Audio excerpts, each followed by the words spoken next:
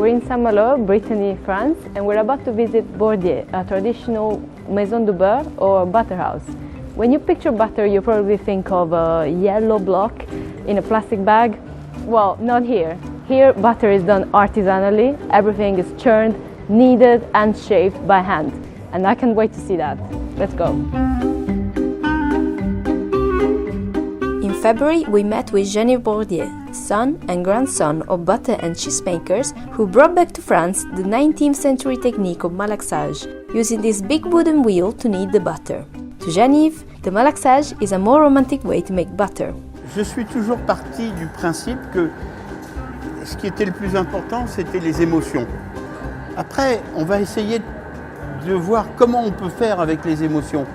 Mais si on fait un produit que marketing, ça ne m'intéresse pas. Comme ça ne m'intéresse pas de produire 10 millions de tonnes de beurre, c'est pas mon métier. Moi, je suis un tout petit bonhomme et je fais des toutes petites choses, c'est tout. The malaxage is really what makes Bordier butter unique. These are 50 kilo blocks of butter extracted from milk, and are pretty standard in the butter making industry, even for the most artisanal. But while everyone else will use huge centrifuges to filter out the last remaining drops of buttermilk, butter at the Bordier workshop is flattened by a wooden wheel and worked by hand by Eric. Là, ce qu'on va faire, c'est qu'on va vous montrer un malaxage complet. On va découper ces cubes de beurre et on va le transformer.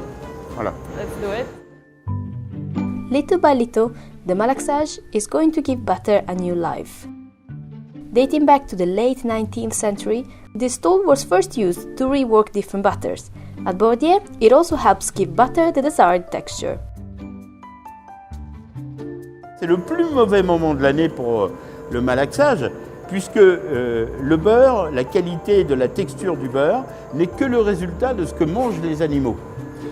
En hiver, les animaux mangent du fourrage, ce qui va donner des beurres blancs, friables, cassants, sans grande odeur. Vous voyez la vis ici, elle est légèrement humide, mais elle n'est pas encore complètement trempée. On est sur des beurres secs. Alors petit à petit, le beurrier est en train de rendre les choses plus agréables à travailler. Et le bois, ça vous aide? Le bois ou le métal, c'est un geste mécanique, peu importe. Par contre, c'est plus agréable, c'est plus joli, c'est... Voilà, c'est important que ce soit beau dans la vie. Oui, hein? Oui, c'est vrai. C'est très dur ce qu'il fait là. C'est très dur ce qu'il fait, Eric, là. C'est le moment le plus dur. Et là, il obtient un beurre remarquable et franchement, il n'était pas facile. Hein. Là, tu vas juste le rouler comme ça. Essayer de l'enrouler comme ça. On va le laisser tourner et après tu vas le reprendre. It's like no way I'm gonna do this.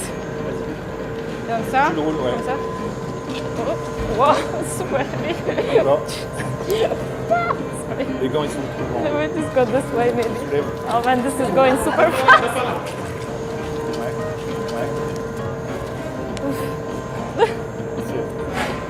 Tu ramènes les roues. Sinon, tu la mets tout. Ok. Tu le Où? fais une fois et après, juste en haut. Tu laisses ton doigt comme ça. Ah, ok. Juste Ça à marche. laisser. C'est Ça, plus ça va. petit. C'est plus petit. Tu mets ici. Allez. Ici?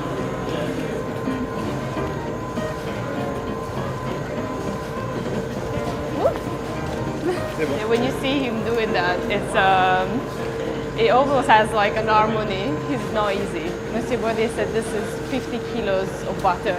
So try and lift a bit of it. It's going to be like what, 10 kilos just in one go? Il faut combien de temps pour apprendre à ramasser le pour beurre apprendre comme ça? ce métier, 3 ans. 3 ans. Oui. Vous savez pourquoi? Non, pourquoi? Parce que le soleil et la pluie ne tombent pas de la même manière tous les ans. Et c'est le soleil et la pluie qui vont donner à l'herbe et à la terre un goût particulier que les vaches doivent aimer et que les saisons vont mettre en musique. Le printemps, l'été, l'automne, l'hiver. Et que pour apprendre à découvrir le beurre, qui n'est que le résultat de la nourriture des animaux, il faut 3 ans. Eric then salts the butter using fine salt. This step is crucial to make sure the butter finally rejects all the leftover water it has in it. On est en train de voir, vous voyez, quelque chose. La vis est en train de se tremper, l'eau est en train de couler, le sel est en train d'attaquer la molécule de matière grasse, et la molécule de matière grasse prend le sel comme une agression et rejette l'eau qu'elle a en elle. Et l'eau s'en va. On va avoir perdu presque 1 litre d'eau. Okay. Mais, I et know- je yeah. finis, en perdant l'humidité, je concentre la matière sèche. Dans la matière sèche, il y a le gras, et dans le gras, il y a le goût. Oh wow. So actually I can see that it's getting wetter and wetter. It's picking up more water. Vous entendez le bruit? Quand mon beurre chante, c'est qu'il pleure. Quand mon beurre pleure, c'est qu'il chante. According to Geneviève, they work with old techniques, but they're not trying to recreate an old recipe. On travaille avec des méthodes d'hier, mais on utilise un lait vivant d'aujourd'hui. Donc le beurre que je fabrique, le but de mon beurre n'est pas d'aller retrouver le beurre de 1857. Ce que fait Eric, c'est véritablement quelque chose qui n'existe plus. Ce que vous voyez là, c'est des gestes du 19e avec un lait de 2020 et c'est comment restituer et perpétuer la qualité de nos anciens, mais en vivant dans le monde d'aujourd'hui. Donc, je vais prendre un tout petit morceau. Big one? Oh no. Non, non, non, like this, ok. Voilà, It's so c'est passé le temps. It's very salt. It's softer than the butter I'm used to. 24 heures plus tard, le beurre d'hier.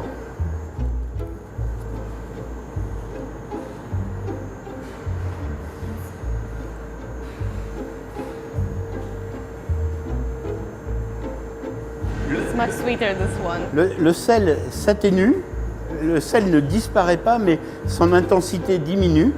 Et par contre, le goût de la crème est plus important. Un bon beurre ne doit jamais être mangé en sortie de baratte ou de malaxeur plateau. Il doit être mangé 3, 4, 5 jours après. Parce que les équilibres, l'harmonie des goûts se met en place. Les cannelures, les stries que l'on voit dans le beurre sont la preuve que ce beurre a bien été fabriqué chez nous. C'est la reproduction de la vis cannelée. Et ça, c'est la preuve irréfutable. Parce que vous êtes le seul Et à voilà. l'avoir. Bourdieu also makes flavored butters, including chili butter, buckwheat butter, vanilla butter, and more. Vous faites aussi du beurre avec des algues? Oui. Ça a été mon premier beurre composé en 1985. C'est un beurre un peu particulier qui est intéressant parce qu'il est à la fois très coloré et en même temps extrêmement parfumé. Et je vous laisse le goûter, vous fermez les yeux. Fermez les yeux, voilà. Fermez les yeux. Vous n'avez pas de problème. Fermez les yeux, vous n'avez pas... Ça va? Vous n'avez pas les pieds mouillés. Parce que ça arrive souvent avec le beurre aux algues qu'on ait les pieds mouillés. Ça va? Yeah, very Très bien. fresh. It's very fresh and yeah, it tastes like seaweed, but yeah, it's not fishy at all. It's nice and sweet. It really reminds you of that like seaside wind when you just sit there at the beach and you can smell it. It's Attention, something oula. like that. Whoop, what's up? Il y a des mouettes. Oh, okay. Yeah, they're just like being catapulted into the picture now. C'est une odeur terrible. It's marvelous. Ah, it's marvelous. really, yeah, it's really incredible. And so, and this one is your like signature from Brittany because you're Yeah. from this region. It's the roots of my identity. Ça, c'est une vraie identité, comme le beurre au sarrasin. Il faut que ce soit comme ça. Et puis, si je vais au Japon, c'est comme ça que j'ai découvert le yuzu. Si je vais ailleurs, je ne sais pas. Peut-être un jour, si je vais sur Mars, je ferai un beurre tout vert. Je ne sais pas. No, I would like to taste that then. After it's ready, each stack of freshly churned butter is then placed into this butter cutter, another machine signature to Bourdieu. il était très important qu'au moment de faire les modèles, nous n'ayons pas de machine qui soit violente, mais qui soit très douce. Or, ce petit poussoir, les mottes de beurre qui viennent d'être faites vont dans le poussoir et tout simplement par un effet de vérin sont poussées ici et grâce à cet appareil qui date du 19e, par l'écartement de chaque corde de guitare, nous avons le grammage désiré. There's a lot of water, so Il y a toujours de l'eau. yeah. So this means that there's still water that's coming out of the butter. Ma méthode traditionnelle, il y a toujours de l'eau. Nous ne rajoutons pas d'eau. Au contraire, on en enlève. Cette machine, est-ce que vous êtes le seul à la voir? Ah oui, ça, alors là pour le coup, oui. Et on l'a encore utilisée, cette machine-là, il y a 250 ans. Vous voulez que je vous montre où? Pendant la Révolution française. On appelle ça une Marie-Antoinette. Je vais vous interpréter une œuvre du 18e pour harpe et beurre.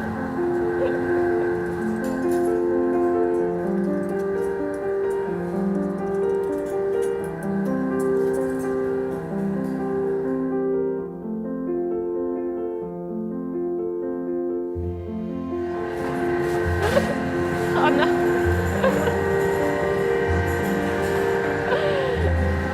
So 50 kilos de beurre. Hein? Regarde, Oh il en non. reste. The only thing that is left is shaping, and just like the rest, it is all done by hand. Each shape and size is custom. Some chefs may order these bite-sized shapes, others may just buy the whole stock and cut it themselves. C'est des modèles uniques. Il n'y a pas de machine ici. Nous sommes des êtres humains. Vous voyez, avec le petit pompon. Ah, ok. C'est extrêmement rare, il est tout seul à le faire. Et là, pareil, vous voyez, c'est des modèles rares. Il y a plusieurs tailles. Ça ressemble à une construction qu'on a en Italie, en fait, dans ma région. Ah, c'est vrai? Oui. Est-ce que vous connaissez Albero Bello? Oui. C'est ça.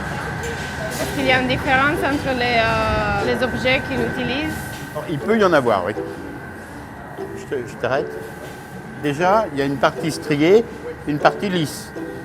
Là, elle est petite, là, elle est grande. Et à chaque fois, la main de l'homme ou de la femme va travailler comme ça, comme ça, comme ça. Ça dépend. C'est un métier, hein. Merci. Est-ce qu'il y a une raison particulière pour laquelle vous avez cette forme très petite? De faire ça d'abord, parce qu'en fait, si on prenait un morceau, voilà, voilà, vas-y, fais-le. Alors en fait, il y a des craquelures partout, alors que là, il n'y en a plus. Voilà, c'est la qualité de la texture et le visuel, l'esthétique en fait. Hein. Mais nous avons fait énormément d'études. Hein. Nous sommes des scientifiques du tapé du beurre. Donc actuellement, le match est entre Lucienne l'embobineuse, Fred le mastiqueur. There's something in this butter.